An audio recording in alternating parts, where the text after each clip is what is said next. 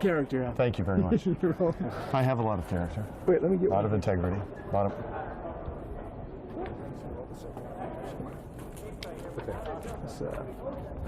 U.S. News. Just out. Big story. Okay. Al, does the incredible success of wrestling surprise you to any degree? How big it's gotten today? You've been around the business for a little bit. What are your thoughts on it? Not at all. It's always been popular. It's always been around. It's you know, it's not something that's just showed up on the map as far as the entertainment scene is concerned. And at different times, and back when I first got into business, there was, you know, territorial areas, and one area would be very hot, and another would be kind of cooling off. You know, when I first got into business, it was nothing unusual for the arena in Memphis to sell out every Monday night. You know, and that's, I don't know how many people that holds, you know, 15 or whatever. 15, 20,000 Every people. Monday night you'd come in. Every Monday night, they'd sell it out. Every single Monday night. So why, you know, is it shocking that now we sell out, you know, arenas across the nation? No, by no stretch of the imagination.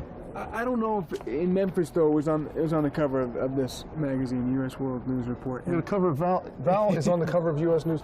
Why Val? Why not me? I don't know. Why not Head? Head's far more popular than Val Venus. Val's on there. Everybody wants Head. They don't want Val Venus. You're probably right. AT&T's doing the commercials. Yes. It's gotten to a level where it's beyond just selling out the building. Now mainstream. It's become America, more mainstream, yeah. What's the magic of it in your mind? Why is it so attractive? What do I think? Yeah. Seriously? Yeah.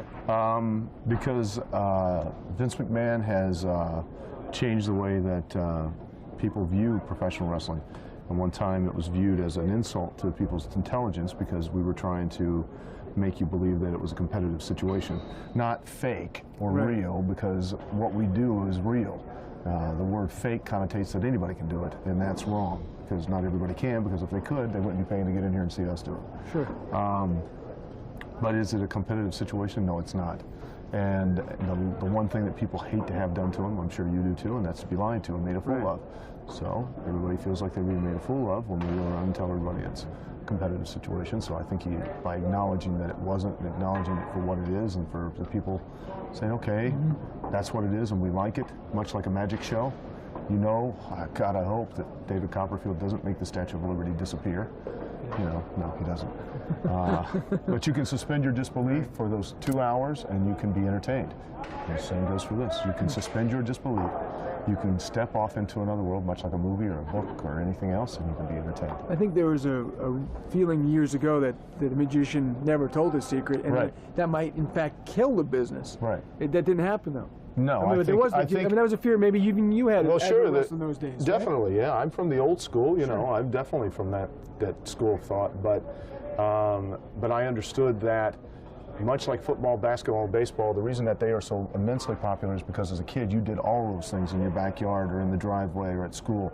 As a professional wrestler, you've never done any of that stuff. You never, you know, jumped off the couch through a table, or, well, maybe you might have. Some kids have. I know I did. Anyway, but you can't appreciate what's going on in that ring. That's why all the characters and all the gimmicks, because you know what a cowboy is, you know what an Indian is, because you played those as a child. Right. But you don't know what it's like to fall 8 or 10 feet and land, and how much it truly hurts. So people didn't have that appreciation for it. And because they couldn't relate to it. Now I think they can relate to it, because much like a magic show, they understand it's what it is and they relate to it for what it is. The old question of your critics. The other company, they say you stoop to a new level. You're bringing down the business, maybe even hurting the business long term for the short term success. What's your response when you hear that kind of criticism? It's a bunch of crap. If they knew they could do it, because when the shoe was on the other foot, somebody else was saying the same thing about them, and that they were stooping too low. It's the easiest excuse, the easiest cop-out. Professional wrestling as a whole, as a business, as an entertainment industry, has always been and always will be a mirror of society. Whether people like it or not, they can sit there and they can use what we do as a scapegoat for other people's behaviors or actions, but let's face facts. Professional wrestling, when it was in the 50s and we were in the war, what were all the villains but who we were fighting in the war? In the 60s, what were all the villains but hippies and bikers and, you know, people that